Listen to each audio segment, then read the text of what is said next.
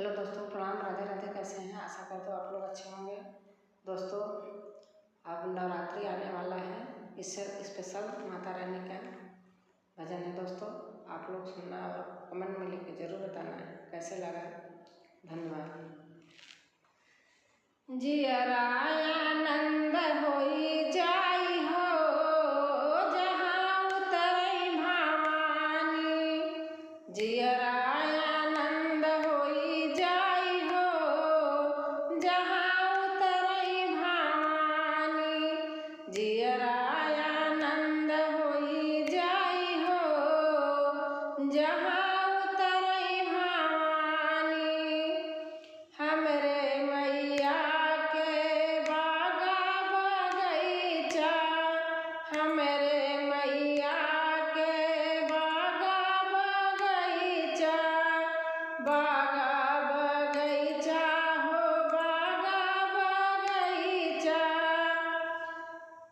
पल में फूल खिल जाई हो जहाँ उतरई भवानी, पल में फूल खिल जाई हो जहाँ उतरई भवानी, जियरानंद होई जाई हो जहाँ उतरई भवानी, जियरानंद होई जाई हो जहाँ उतरई भवानी।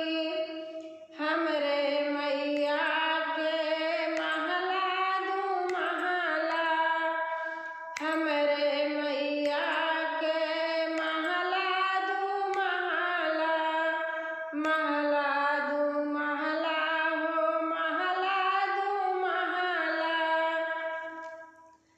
पल में मंदिर बनी जाई हो जहाँ उतरई भवानी, पल में मंदिर बनी जाई हो जहाँ उतरई भवानी, जियरानंद होई जाई हो जहाँ उतरई भवानी, जियरानंद होई जाई हो जहाँ उतरई भवानी, उतरई भवानी हो उतरई भवानी, जियरानंद होई जाई हो जहाँ उतरई भवानी।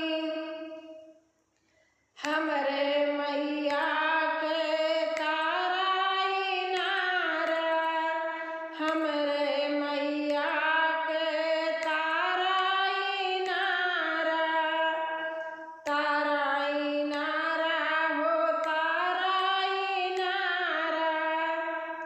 पल में घायला भरी जाई हो जहाँ उतरई भवानी, पल में घायला भरी जाई हो जहाँ उतरई भवानी, जियरानंद होई जाई हो जहाँ उतरई भवानी, जियरानंद होई जाई हो जहाँ उतरई भवानी। हमरे मैया के फूलों की बगिया, हमरे मैया के फूलों की बगिया, फूलों की बगिया हो फूलों की बगिया। पल में डालिया भरी जाई हो जहाँ उतरई भवानी, पल में डालरिया भरी जाई हो जहाँ उतरई भवानी, जियरानंद होई जाई हो जहाँ उतरई भवानी, जियरानंद होई जाई हो जहाँ उतरई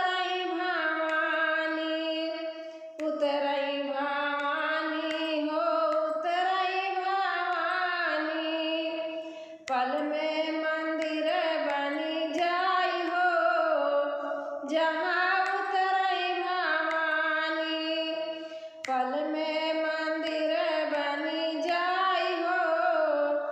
जहाँ उतरई भवानी, हमरे मैया के धन नहीं दौलत, हमरे मैया के धन नहीं दौलत, पल में भंडार भरी जाई हो। जहाँ उतरई भवानी, पल में भंडार भरी जाई हो।